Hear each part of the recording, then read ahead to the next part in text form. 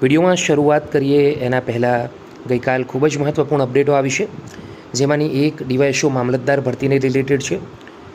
આણંદ કૃષિ યુનિવર્સિટી આ ઉપરાંત ગુજરાતની લગભગ 4 કૃષિ યુનિવર્સિટીઓ છે, જેમાં લગભગ 200+ જગ્યાઓ છે જુનિયર ક્લર્કની સીધી ભરતી.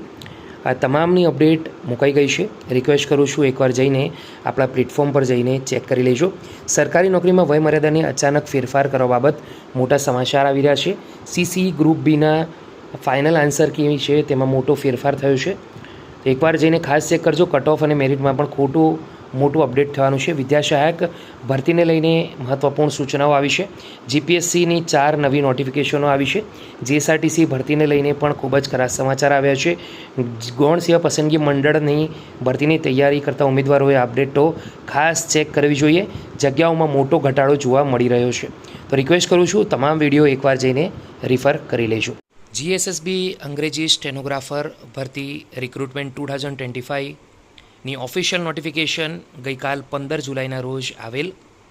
મહત્ત્વપૂર્ણ અપડેટ આ ઓફિશિયલ નોટિફિકેશનમાં ઓફિશિયલ વેબસાઇટ gssb.gujarat.gov.in એના પર શું આપવામાં આવ્યું છે તેની વિગતવાર ઇન્ફોર્મેશન આજની વિડીયોમાં મેળવીએ.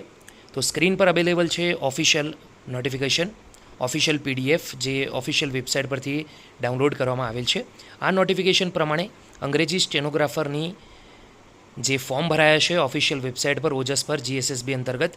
હવે અંગ્રેજી સ્ટેનોગ્રાફરના અંદર દોસ્તો ઘણી બધી અરજીઓ એવી છે કે જે ડુપ્લિકેટ છે અને ઘણી બધી અરજીઓ એવી છે કે જેના અંદર ફી ભરેલ નથી. તો આવી ડુપ્લિકેટ અરજીઓ અને ફી નથી ભરેલ તો એવા ઉમેદવારોની અરજીઓ છે તે હાલ રદ કરવામાં આવી છે. તો ઉમેદવારોએ ખાસ એનું નોંધ લેવામાં આવશે. ઉમેદવારોએ ખાસ એની નોંધ લેવાની રહેશે.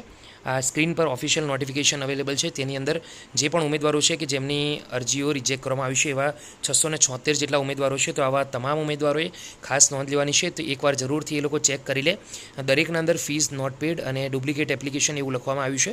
તો એકવાર જરૂરથી ચેક કરી લે. હોઈ શકે છે તમે ફી ભરેલી હોય તો પણ અહીંયા બતાવતા હોય કે ફી ભરેલી નથી, અથવા તમારી ડુપ્લિકેટ એપ્લિકેશન ના હોય તો પણ અહીંયા બતાવતા હોય કે ડુપ્લિકેટ એપ્લિકેશન છે. તો તમે વાંધા અરજી સૂચન રજૂ કર્યું છે. હેલ્પલાઇન નંબર છે એના ઉપર કોન્ટેક્ટ કરીને. તો આજની વિડીયોમાં દોસ્તો આટલું રાખીએ છીએ. ફરી મળીશું જીએસએસબી ગુજરાત ગૌણ સેવા ભરતીને લગતી નવી અપડેટ સાથે. ત્યાં સુધી ગુડ બાય.